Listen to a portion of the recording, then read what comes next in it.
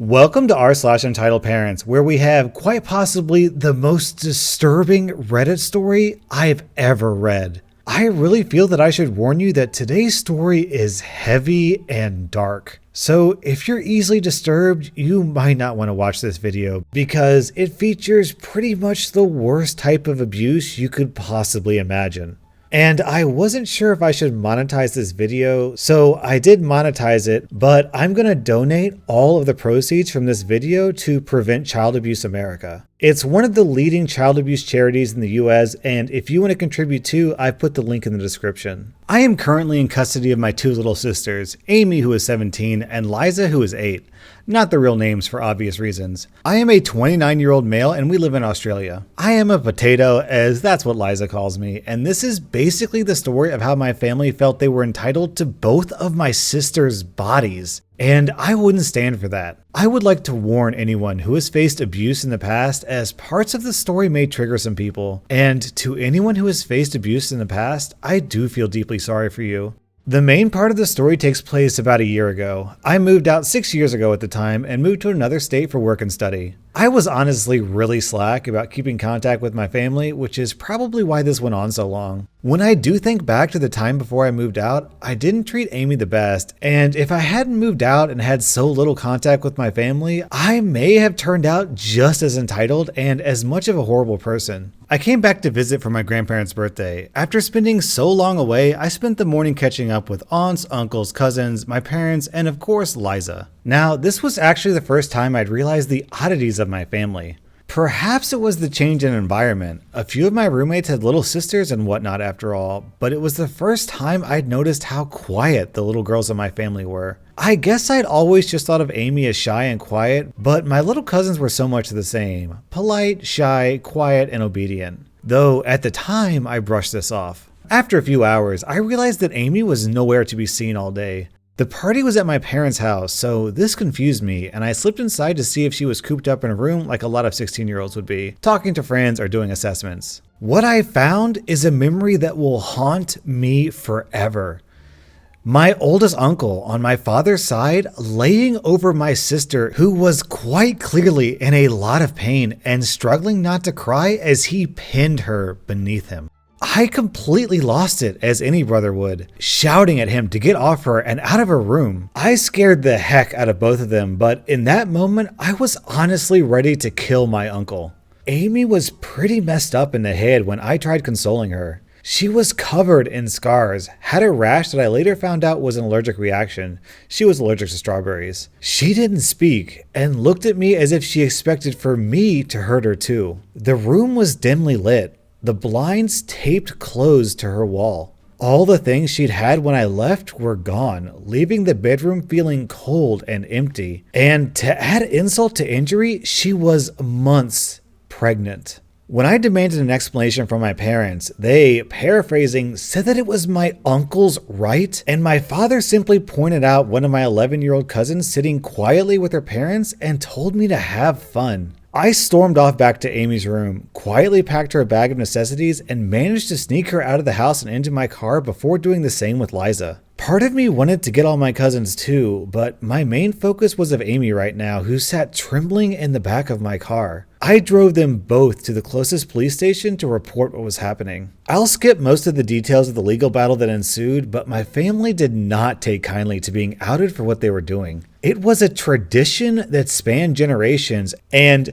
there shouldn't be anything wrong with tradition. Amy and Liza were put into temporary foster care. Amy was a wreck. To her, everyone could and would hurt her, and I got reports every few hours that she was having a panic attack. 3 of my uncles went to jail for a very long time. I got a fair bit of money out of a range of family members, full custody of both Amy and Liza. No enforced visitation to their parents. My parents had to pay for any therapy costs, medication, and medical needs for both of them. My family was torn in two by this. Many of my aunts leaving their husbands with their children after finally having the courage to follow me. Uncles who had married into the family took their wives, who had also been abused, and cut off ties. I still keep in contact with these members of my family, and I'm grateful for their support and glad that my cousins are safer now. Even some of the older guys who had been brought up thinking it was okay to treat women that way took themselves into counseling once they realized just how messed up it was. And I've had more than one instance where they admitted to hurting Amy and apologized, which I've accepted, as these cousins did their best to take their siblings or other cousins out of harmful environments. Now, I do believe some part of the ruling protected the younger men of the family, provided they see some form of mental health professional, as they grew up thinking this was all normal. So they didn't end up in jail, but did end up on some list of possible sex offenders, not entirely sure. No one is sure who fathered Amy's child, but she had her pregnancy terminated, as we were told her physical and mental health would not cope with carrying a baby she ultimately would unlikely care for. She did consent at the time, and it was brought up by her psychologist once she was doing better, and she confirmed that she would have no love for the baby due to the circumstances which she felt pregnant.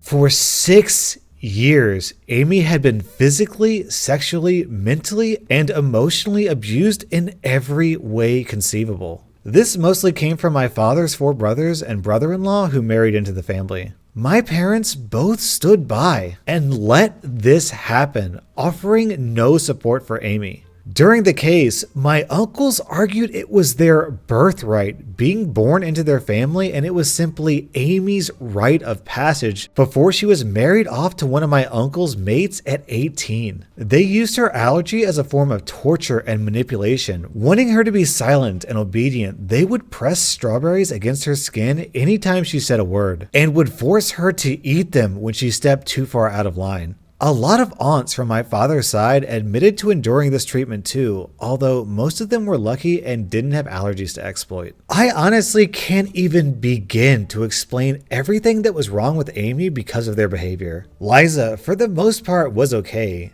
She needed a little therapy as she was being groomed into compliance and taught what she would experience was normal, but Amy had completely shut down. It took 2 months before I could even get her speaking. She trusts me now, and we often sit down, and I let her talk and open up about whatever she feels comfortable to. Her stories often have me struggling to hold back tears while I comfort her. I did get Amy a service dog a few months ago, tailored towards the emotional support she needs on a regular basis. Lickety Split honestly is the goodest of good doggos.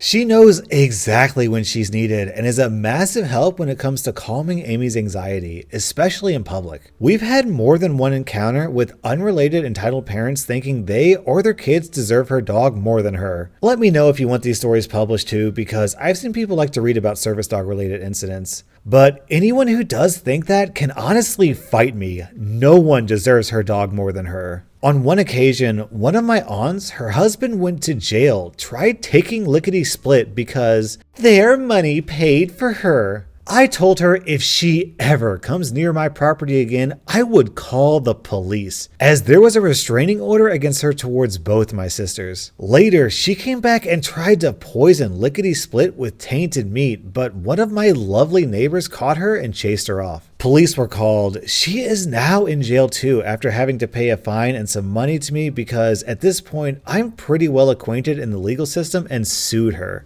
My family still tried to get my sisters out of my care, reporting me for everything from animal abuse to drug trafficking. They planted drugs in an identical stuffed toy to Amy's comfort toy and left it in the yard. But Amy would never do that, so I knew something was up immediately. Home security systems work wonders. I've actually been pretty chummy with the local police officers who have to inspect their claims, but they know I'd never do anything to endanger my custody over the girls. They mean the world to me. I will admit though, I have done things to hurt my bond with them, yelling when stressed and throwing things from time to time, but I'm not perfect. And Amy has told me that although these moments do scare her, she doesn't feel endangered by being near me when they happen. I also spoil them a little when they do happen. Now, the reason this ended on Am I the Butthole is because a few weeks ago, my mother contacted me saying she wanted to talk. I was hesitant, but agreed, and we met up in the next town over. No way I could be followed home. My mother explained how she was in the process of divorcing my father, and she wanted to have a relationship with me and my sisters,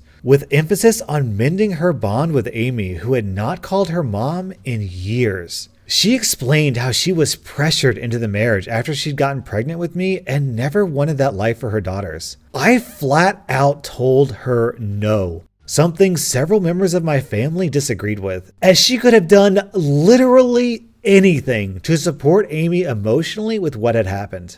Done anything to make her feel better or more secure with what was happening to her, but instead, she was shunned and isolated except for when she was needed to cook, clean, or provide some sort of service to the family. Even going so far as to berate her whenever she did try to confide in my mom that she was in pain or scared. Amy was well past her breaking point when I took her and had even planned on killing herself less than a week after my visit. My mother argued that she had the same right as the other members of my family who had left and had contact with my sisters, but I told her it was because they were doing it to protect their children and themselves. They didn't wait a year after losing custody to try and fight for them. And I really don't even need to give a reason. I have custody and she does not.